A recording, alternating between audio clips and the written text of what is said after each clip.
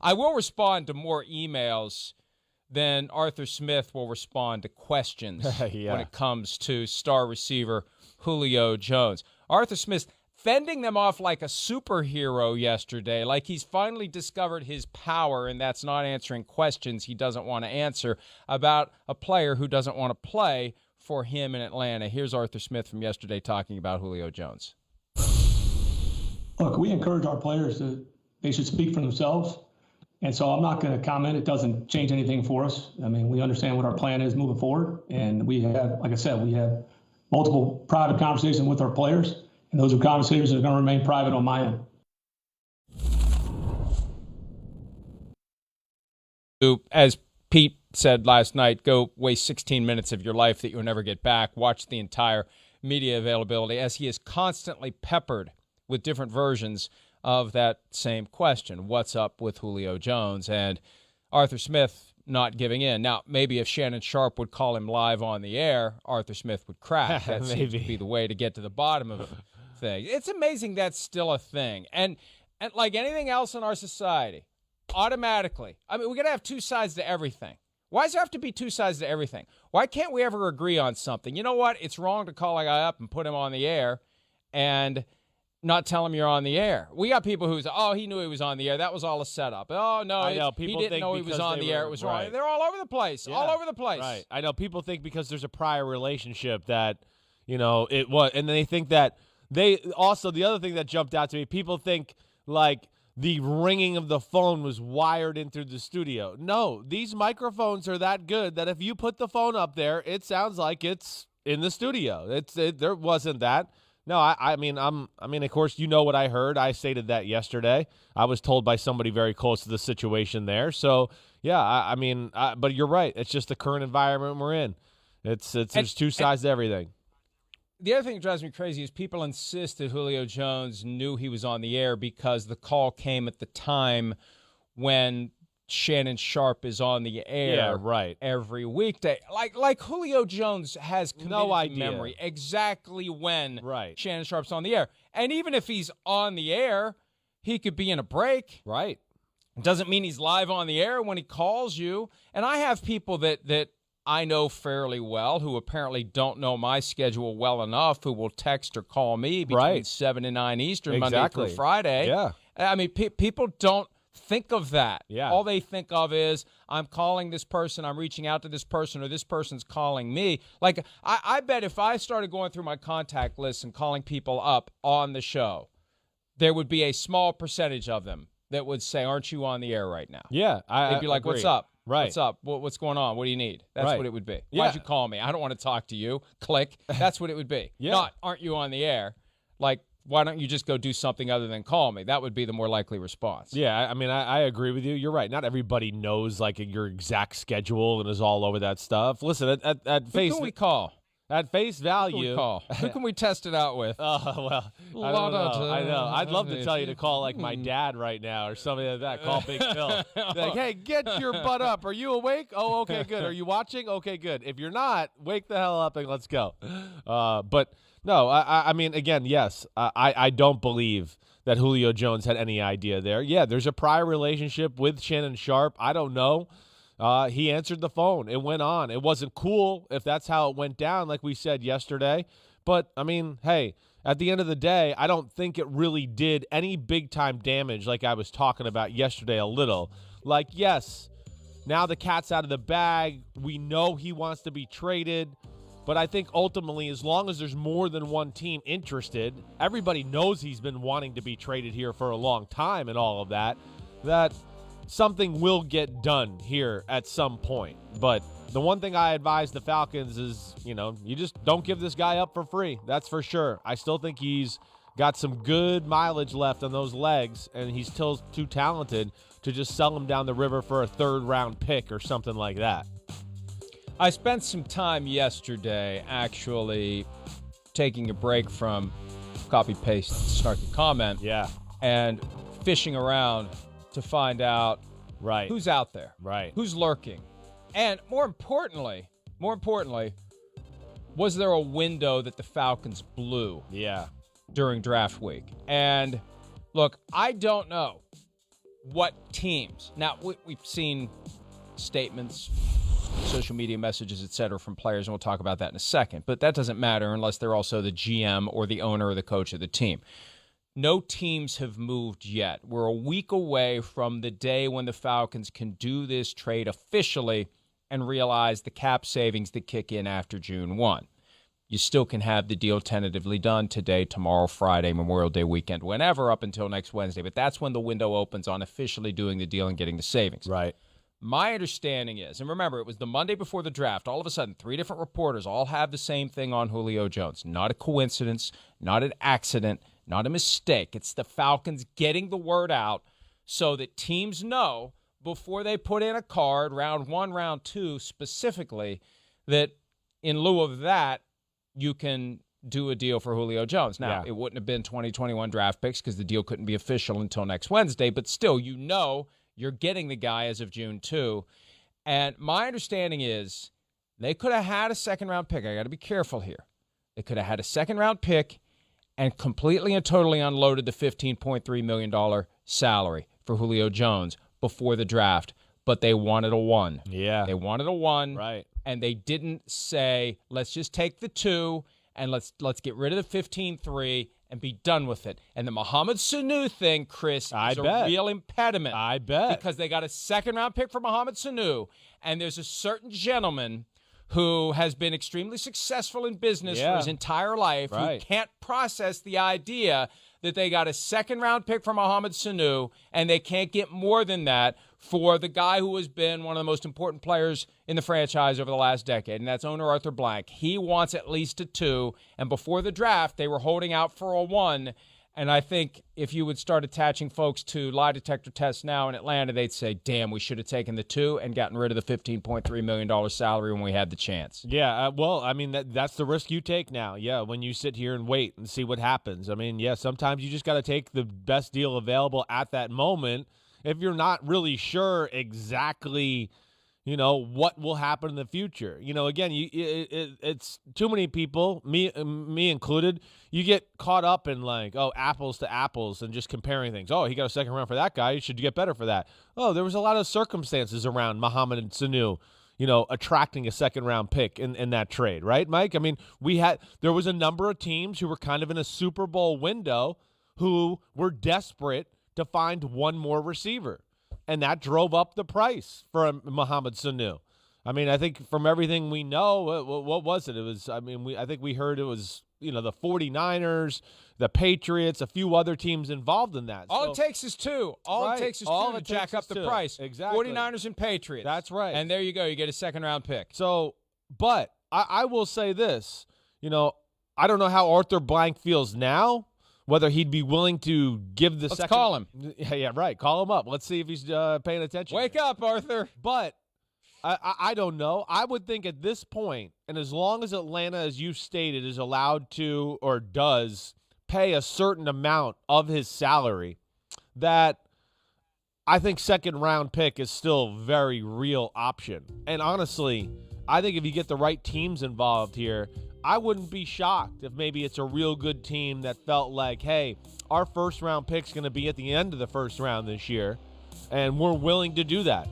I would not be shocked. I don't. Like I said, Mike, I just think, yes, there's risk here, but if you feel like, the risk is not too great and you have enough info that the health is comfortable to you where he's at, Julio Jones, the talent on the field is still damn special when he's out there. There's no denying that.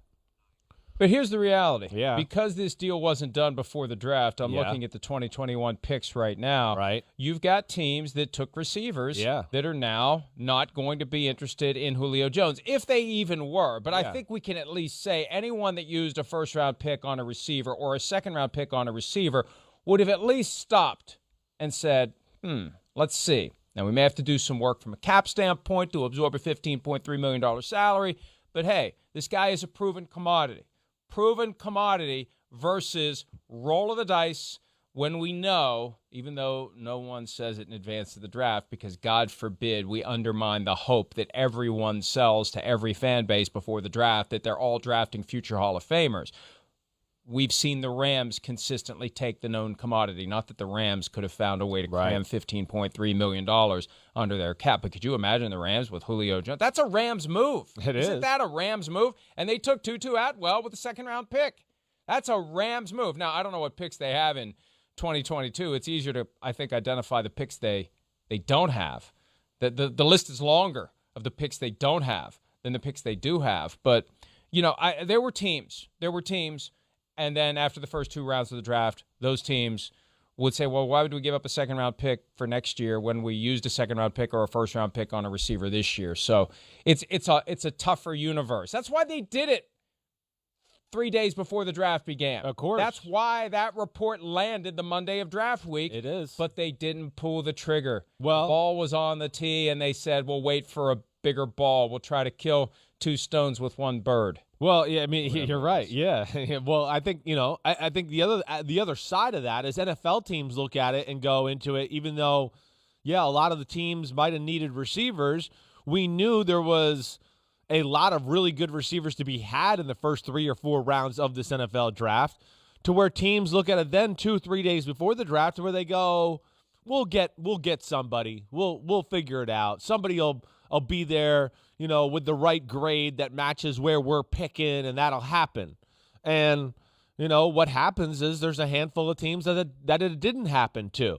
Or maybe they didn't get to fill that need specifically. Maybe there's a team that was there in the end of the second round, and they go, oh, man, we wanted a receiver, but all the guys that we really had valued at this level are not there, and we're not going to waste, the end of the second round pick on the next guy we have as an end of the third round pick type grade. So again, I still think there could be a market. I think you and we've discussed a few teams out there to where I think you could really look at it and go, there's a real need. They could really use him to help their football team out. And I know yesterday I talked about, I had heard from people in the know there down in Atlanta that the Titans and the Patriots were on his radar, Julio Jones, as far as teams he'd want to play for. And why wouldn't they want him? I mean, why not? I mean, that makes sense for both of those football teams. You get into the Colts, that's another one. I think we could sit here and go, makes a lot of sense. They're really got just about everything you need except for maybe one extra difference maker on the offensive side of the ball. And then, of course, there's Green Bay. So right there, there's 4 teams right there we've mentioned who all have high hopes for 2021, all have a real need, and we'll see if that drives up the price and maybe gets Atlanta closer to what they want in this trade deal. Green Bay isn't going to do it, though. No, I don't think so. They should. I know, They're right. not going to do it. No. It's the ultimate tool to placate Aaron Rodgers, and they're not going to do it. We're going to have a draft coming up in hour 2 of the destinations for Julio Jones, also a player from one of the teams that likely will make it on to the draft. He's been lobbying for Jones to come to town again, though he's not the GM, the owner, or the coach, so it doesn't really matter. One last point, though, Chris, before we pivot to our daily Aaron Rodgers update. I still think there's a scenario where the Falcons have to keep him, and even though he said, I'm out of there, right, the only way they get their best possible trade package is let him show up, right, prove he's healthy, right, come out and make an impact, and then as teams understand, here's where we are, here's where we could be, how do we get there on the fly? Oh, Julio Jones. Oh, second-round pick. Oh, the rest of his salary for this year. Now, and this is where him going on the air without knowing he was on the air, this is where it hurts the Falcons. It hurts the Falcons because when it's time to negotiate with Chris Ballard, the Colts GM, right, if the Colts are interested, and the Falcons start saying, hey, you know what, that offer's not good enough, we're just going to keep him. Chris Ballard's going to say, sure you are. Sure you are. Okay, fine, keep him. I mean, there's before Julio Jones does the I'm out of there thing, it's a much more plausible scenario where he stays and he's there and there's a possibility he's traded during the season. That's much harder to sell now, which means it's going to be harder to squeeze if you ultimately only have one team. Yes, one team, right. If you ultimately only have one team, it's going to be harder to squeeze what you want out of that team. And at some point you got to ask yourself, how badly do we want to save face? Yeah. How badly do we want to create $15.3 million in cap space? How badly do we want to get whatever we can in the draft next year for this guy? And there is that ego that's cooked into it. As someone said to me yesterday, they're not taking less than a 2 because Arthur Blank would be humiliated to get less for Julio Jones than he got for Mohamed Sanu. Well, you know what? Sometimes you just gotta take your medicine and move on. You're right. You're gonna have to balance that. It's a balancing act. I mean, with that, I mean, it's a tough one. It is, but I understand Arthur Blank's stance there. I mean, they will, and I believe this is something I said from the start.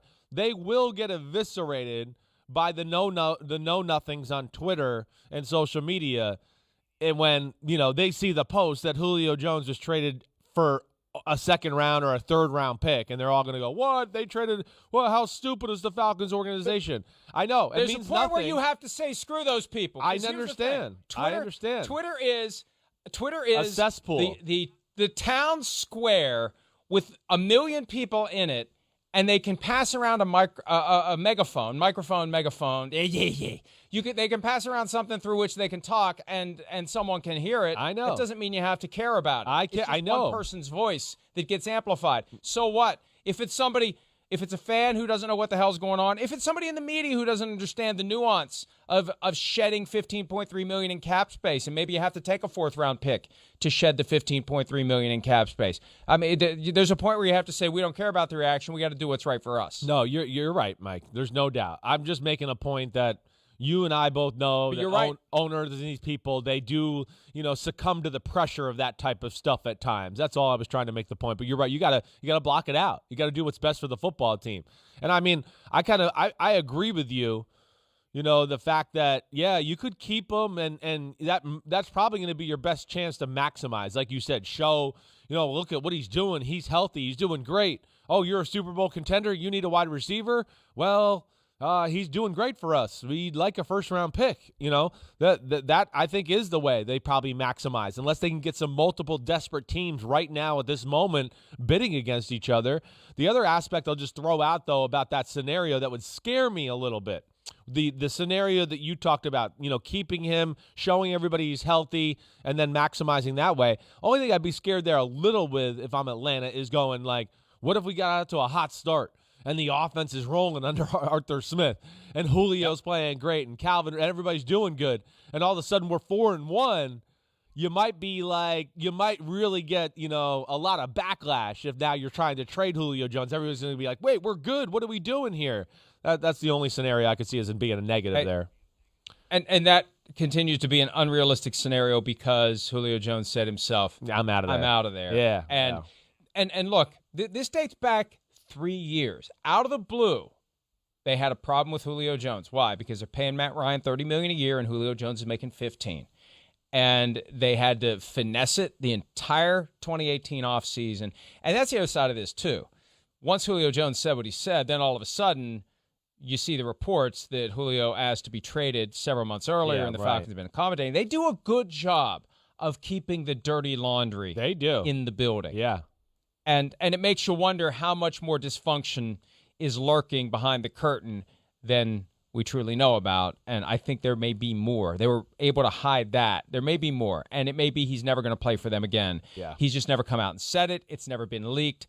And they're just going to have to do the best deal they can and move on. And it's entirely possible they've already given him their word that they will trade him. I remember when they had the regime change last year, middle of the season, Arthur Blank said Matt Ryan's going to have a voice in whether or not he stays. I don't think he specifically said Julio Jones is going to have a voice, but it's entirely possible that over the course of the last 6 months, they've said to Julio, we'll take care of you. You've given us 10 good years. You're ready to move on. We're going to do that. And it puts him in a position where they got to do it. Whatever the best offer is, they got to take it. And they held out during draft week for something better that may not be there. I don't know. I don't know what's there, because as of right now, there's no one who's stepping up with a clear interest in getting a trade. Hi, I'm Mike Tirico, and thanks for watching. Make sure to hit subscribe for the latest news and highlights from NBC Sports.